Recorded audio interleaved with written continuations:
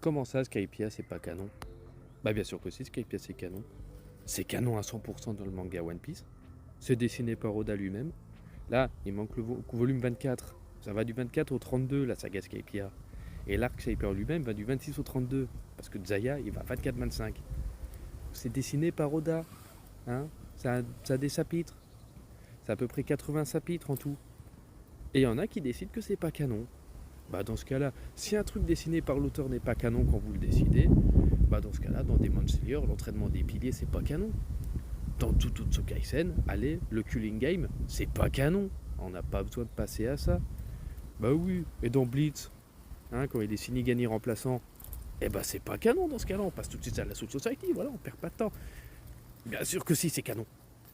Bien sûr que si, c'est canon. Bien sûr que si, ça peut être adapté dans le live action aussi, Skypiea. Puis, ça fait partie du lore. C'est une aventure des sapots de paille. Et parce qu'il y en a qui ont décidé de la sauter, hop, non, c'est pas canon. Bah, de toute façon, il y a des personnes pour qui le canon de One Piece, c'est à partir de Wano, c'est canon. Ouais, voilà, un petit peu là. Hein, dans ce cas-là, It's Blue, c'est pas canon. Dans ce cas-là, Inesobi, c'est pas canon. Il y aurait juste Marineford et Wano Kuni, c'est canon. Skypiea est canon. Il n'y a pas à le dire. C'est un très bon arc. Ener est un très bon antagoniste. Pour ceux qui ont pu, vous arrêtez pas de clipper. C'est un très bon antagoniste, Ener. Si vous l'avez raté, bah dommage pour vous.